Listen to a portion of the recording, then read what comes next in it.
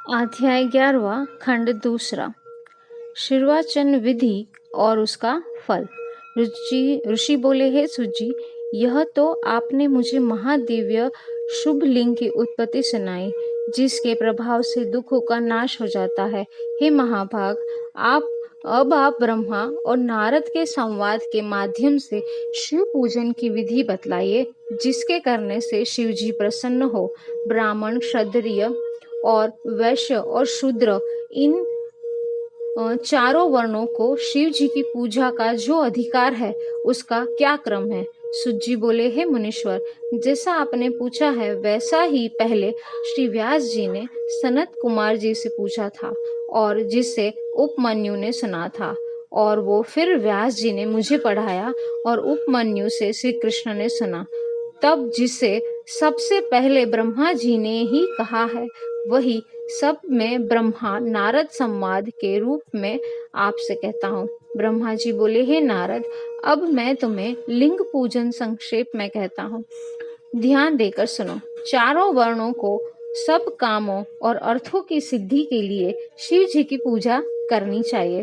प्रातः काल ब्रह्म मुहूर्त में उठकर गुरुदेव और शिव जी का स्मरण करता हुआ सब तीर्थों का स्मरण करे और भगवान हरि का ध्यान करे। साथ ही मेरा और देवताओं तथा मुनियों का भी ध्यान करे।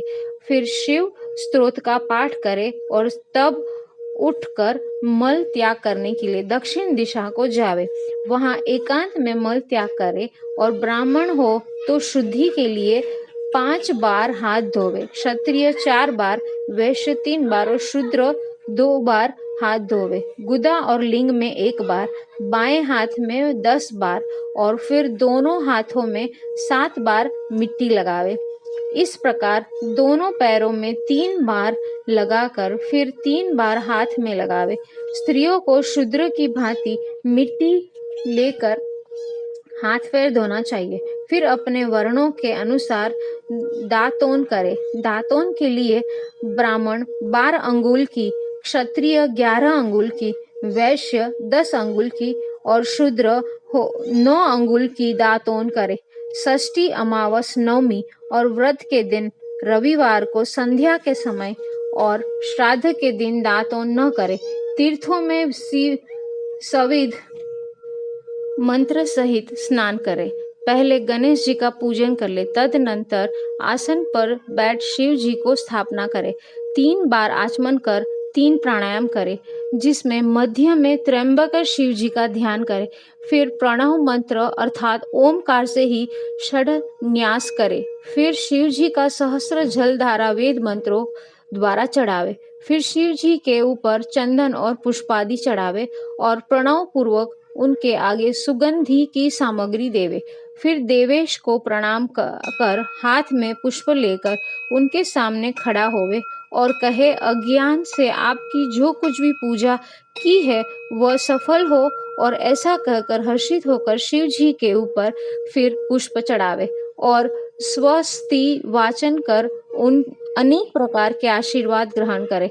फिर शिव जी के ऊपर पूजा की चढ़ाई सभी वस्तु हटाकर नमस्कार करे और अपराध क्षमा के लिए फिर आचमन करावे। फिर अमोघ मंत्र से शिव जी की प्रार्थना करे और गले से अधिक शब्द निकाल कर उनकी पूजा करे। फिर अपने समस्त परिवार के साथ शिव जी को नमस्कार कर अत्यंत प्रसन्न होता हुआ सारे कार्यों को सुखपूर्वक करे। इस प्रकार की शिव पूजा से उसे पद पर सर्व सिद्धियों की प्राप्ति हो सकती है। हे मुनिवर्य, यह शिव जी की पूजा की विधि कही। हे नारद, अब उसके पश्चात आगे क्या सुनना चाहते हो? अध्याय 12वां। कर्म, यज्ञ, भक्ति और साम आदि का वर्णन। नारद जी ने कहा, हे ब्रह्मा जी, इसी बात को अच्छी तरह फिर कहिए। ब्रह्मा जी ने कहा, एक समय में सब ऋषियों को साथ लेकर क्षीर सागर के तट पर भगवान विष्णु की स्तुति करने गया, और जब हम उस सब ने उनकी स्तुति की तो उन्होंने शिव जी के चरणों का ध्यान करके प्रसन्न होकर कहा, हे ब्रह्मादि देवताओं, तुम लोग क्यों आए हो? जब विष्णु भगवान ने इस प्रकार पूछा तो देवताओं ने निवेदन किया कि हे महाराज, दुख को दूर करने वाली सेवा किसकी करनी चाहिए? तब भगवान बोले, हे ब्रह्मा, भगवान शंकर ही सब दुखों के दूर करता और परम सेव्य है। मेरी और विशेषकर ब्रह्मा जी की भी यही सम्मति थी। सुख चाहने वाले को कभी भी शिव जी की पूजा नहीं छोड़नी चाहिए। मनुष्य को संसार के सारे सुख तो शिव जी की पूजा से ही प्राप्त होते हैं, अपितु मुक्ति भी प्राप्त होती है। जब इस प्रकार विष्णु भगवान ने कहा तो देवताओं ने उन हरि को प्रणाम किया और सब कर्मों की सिद्धि के लिए लिंगों की प्रार्थना की। तब भगवान ने विश्वकर्मा को बुलाकर कहा कि हे मुनि, मैं तो जीवों के उद्धार में लगा हूँ। तुम मेरी आज्ञा से देवताओं के लिए शिवलिंगों की स्थापना करो। विश्वकर्मा ने हरि की आज्ञा से देवताओं के लिए लिंगों का निर्माण कर उन्हें लिंग प्रदान किए। पद्मराग मणि का लिंग इंद्र को, सुवर्ण का कुबेर को, पीत मणि का धर्मराज को, श्याम वर्ण का वरुण को, इंद्र नील मणि का विष्णु को, सुवर्णमय लिंग ब्रह्मा को, चांदी का विश्वदेवों और वसुओं को बना कर दिया। पीतल का अश्विन कुमारों को, स्फटिक का लक्ष्मी को, तांबे का आदित्यों को, मोती का चंद्रमा को और ब्रह्मलिंग ब्राह्मणों को वज्रलिंग ब्राह्मणों को दे दिया। फिर ब्राह्मण की स्त्रियों को मिट्टी का, नागों को चंदन का, मक्खन का देवी को, भस्म का योगी को, दधी का यक्ष को और मिट्टी का छाया को दे दिया। इस प्रकार जब सबको लिंग की प्राप्ति हो गई, तब विष्णु जी के वचनों को सुनकर मैं देवताओं सहित अपने लोक में आया और सब ऋषि और देवताओं को उसकी पूजा विधि को बतलाया और कहा कि सभी लोग विधि पूर्वक इस प्रकार लिंग की पूजा करें। शिव जी की पूजा करने से सब देवताओं की पूजा हो जाती है, इसलिए सब काम और फलों की प्राप्ति के लिए लोक के कल्याणकारी और सब प्राणियों के हित तत्पर शिव जी की पूजा करें। अध्याय 13 स्नान और आसन पद्धति। ब्रह्मा जी बोले, हे ऋषियों, अब इसके आगे सर्व काम और सुखदायक शिव जी की उत्तम पूजा विधि को कहता हूँ, ध्यान देकर सुनो। ब्रह्म मुहूर्त में उठकर पार्वती सहित शिव जी का स्मरण करे और भक्ति पूर्वक इस प्रकार प्रार्थना करे कि हे उमापति, आप उठिए और ब्रह्मांड का मंगल कीजिए। मैं तो आपका प्रेरक ही हूँ। ऐसी भक्ति के वाक्य कहकर गुरु के चरणों का स्मरण कर शौचादि क्रिया से निवृत्त हो, मिट्टी और जल से देह को शुद्ध कर, दातोन कर यथा समय स्नान कर ले। फिर पूर्व दिशा की ओर मुख करके स्नान करे और ऋषियों का तथा पितरों की प्रसन्नता के लिए तर्पण करे। धुला हुआ वस्त्र धारण करे। फिर मृगच मर्दी पर बैठकर वो आसन लगा त्रिपुंड लगाएं। भस्म के अभाव में जल से ही त्रिपुंड लगा लेना चाहिए। त्रिपुंड धारण कर रुद्राक्ष धारण करे। फिर मंत्र पूर्वक इस 3 बार आचमन करे। विधान से यथाशक्ति सब पूजन सामग्रियों को शिव जी के समेत स्थापित करे और सिंदूर आदि पदार्थों के विघ्न नाशक शिव जी की पूजा करे। फिर द्वार पर स्थित महोदर नामक द्वारपाल की पूजा करे। तत्पश्चात सती पार्वती जी की चंदन, कुमकुम और अनेक प्रकार के धूप दीपों से उनकी और नाना प्रकार के नैवेद्यों से शिव जी की पूजा करे। नाना प्रकार के स्रोतों से प्रीति पूर्वक वृषध्वज शिव जी की स्तुति करे। धीरे धीरे शिव जी की परिक्रमा करे। फिर साक्षात दंडवत कर इस मंत्र से भक्ति पूर्वक पुष्पांजलि अर्पित करे और कहे कि हे शिव जी, मैंने ज्ञान से अथवा अज्ञान से आपकी जो कुछ भी पूजा की है, वह सब आपकी कृपा से सफल हो। हे प्रभु, मैं आपकी शरण में हूँ। ऐसा कहकर पुष्पांजलि अर्पित करे और कहे कि हे प्रभु, अब आप अपने परिवार के सहित अपने स्थान को जाइए और हे नाथ, मेरी पूजा के समय फिर आप इसी स्थान पर आ जाइएगा। इस प्रकार भक्तवत्सल भगवान शंकर जी की प्रार्थना कर अपने हृदय में विसर्जन करे। हे मुनियों, इस प्रकार शिव जी की पूजा की एक और विधि मैंने तुमसे कही। अब आगे और क्या सुनना की इच्छा है, यह भी कहिए। अध्याय 14 पुष्प जलांदी धारा पूजन। ऋषियों ने कहा, हे महाभाग, अब आप यह बतलाइए कि शिव जी की किन किन फूलों से पूजा की जाए और उनके क्या फल है। सूत जी बोले, हे शौनक आदि ऋषि, यही प्रश्न नारद जी ने ब्रह्मा जी से किया था और ब्रह्मा जी ने कहा था कि कमल पत्र, बेल पत्र, शतपत्र तथा शंख पुष्पों से देवता का पूजन करने से लक्ष्मी प्राप्ति होती है। 20 कमल का एक प्रस्थ और सहस्त्र बेल पत्रों का आधा प्रस्थ होता है। सकाम पूजे तो सब कामनाओं की प्राप्ति होती है और यदि निष्काम पूजे तो वो शिवरूप हो जाता है। यदि कोई 10 करोड़ पार्थिव लिंग की पूजा करे तो वह राज्य का इच्छुक राज्य पा सकता है। हे मुनीश्वरों, शिव जी को संतुष्ट करने के लिए शिवलिंग पर फूल, चावल और चंदन आदि सहित अखंड जल की धारा चढ़ाकर उनकी पूजा करें। फिर धूप, दीप, नैवेद्य तथा आरती, प्रदक्षिण और नमस्कार कर क्षमा विसर्जन करें। इस प्रकार की पूजा भोग तथा राज्य प्रदायक है। इस प्रकार जब अंग सहित मंत्र पूर्वक शिव जी की लक्ष्य पूजा हो जाए तो 12 ब्राह्मणों को भोजन कराए। यहाँ पर मंत्र की 108 विधियां कही गई हैं। प्रत्येक कार्य के लिए प्रत्येक विधि से शिव जी की पूजा करें। ज्वर, प्रताप की शांति के लिए, प्रलाप की शांति के लिए केवल जल की धारा मंगल देवी है, जिसमें शतरुद्रीय मंत्र, 11 रुद्र मंत्र, रुद्र जाप, रुद्र सूक्त, षडंग, महामृत्युंजय और गायत्री के अंत में नमः लगाकर नामों से अथवा प्रणय से अर्थात ओम मंत्र से दूसरे शास्त्र मंत्रों से जल की धारा करें। धारा पूजा शुभ संतान वर्धक है। गुरु से समझ कर करे। यदि अपने घर में नित्य कलह हो तो शिव जी पर जल की धारा करे तो सब दुख विनष्ट हो जाते हैं। यदि शत्रु को तपाना हो तो शिव जी पर तेल की धारा चढ़ाए। मधु से शिव जी को पूजे तो यक्षराज हो जाएं।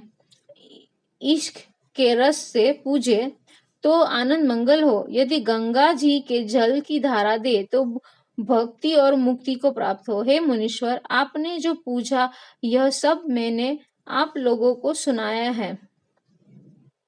जो लोग लोक में सफल और सर्व कामदायक तथा हितकारी है, जो स्कंद और उमा सहित शिव जी की सविधि पूजा करता है, वह पुत्र पौत्रादिक के साथ संपूर्ण सुखों का भोग कर अंत में महेश्वर लोक का भागी हो जाता है।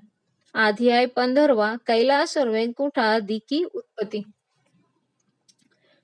नारद जी बोले, हे सुर श्रेष्ठ ब्रह्मा जी, आपने हमको जो अद्वैत और परम पवित्र कथा सुनाई है इसके लिए आपको धन्यवाद है। अब इनके अनंतर और भी जो चरित्र और सृष्टि का प्रकार है वह सब सुनाने की कृपा कीजिए। सूत जी बोले, यह तो आपने अच्छी बात पूछी है। इस पश्चात जो कुछ हुआ और जैसा मैंने सुना है वैसा आपसे कहता हूँ। ब्रह्मा जी बोले, अब सनातन शिव जी अंतर्ध्यान हो गए, तब मैं और विष्णु जी अत्यंत सुख को प्राप्त हुए। फिर मैंने हंस का और विष्णु जी ने वाराह का रूप धारण कर सृष्टि के लिए लोकों के रचने का विचार किया। इस पर नारद जी ने पूछा कि आप दोनों अन्य रूपों को छोड़कर हंस और वाराह का रूप क्यों धारण किया। ब्रह्मा जी बोले, हंस की ऊपर जाने की गति निश्चल होती है और तत्व अतत्व के विभाग से उसे क्षीर नीर जैसा ज्ञान करने की बुद्धि होती है। इस कारण मुझ ब्रह्मा ने इस हंस का रूप धारण किया और वाराही की गति नीचे जाने में निश्चल होती है। इसी कारण विष्णु ने वनचर वाराह का रूप धारण किया। उसी दिन से यह वाराह कल्प कहलाया। हे नारद, तुम्हारे एक प्रश्न का उत्तर हो चुका। अब सृष्टि की उत्पत्ति की रचना सुनो। मैंने सृष्टि की कामना से शिव और विष्णु का स्मरण कर पहले जल का निर्माण किया था। उस जल में एक अंजलि जल डालकर 24 तत्वों वाला एक अखंड अंड प्रकट किया, जो फिर विराट हो गया। उसके विराट होने से मुझे बड़ा संशय हुआ और इसके लिए मैंने 12 वर्ष का एक कठिन तप किया। इस तप में मैंने केवल विष्णु जी का ध्यान किया। तब श्री विष्णु जी प्रकट होकर मेरे अंगों को स्पर्श करते हुए बोले कि हे ब्रह्मा, मैं तुम पर प्रसन्न हूँ। शिव जी के प्रसाद से मेरे लिए जो कुछ भी अदेय नहीं है, जो चाहो मुझसे वो वर मांगो। मैंने कहा, शिव जी से मुझे आपके ही आश्रित किया है और उन्होंने जो कहा है वही मांगता हूँ। वह जो 24 तत्वों वाला अंडा विराट हो गया है और उसमें चेतना नहीं दिखाई देती है, इसको आप चैतन्य कर दीजिए। तब शिव जी का ध्यान कर विष्णु जी अनंत रूप में अंड में प्रवेश कर गए। फिर तो उस अंड से सहस्त्रों सिर, सहस्त्रों नेत्र और सहस्त्रों चरण सहित अवश्य निकलकर पृथ्वी को चारों ओर से घेर लिए। विष्णु जी सातों लोकों के अधिपति हो गए।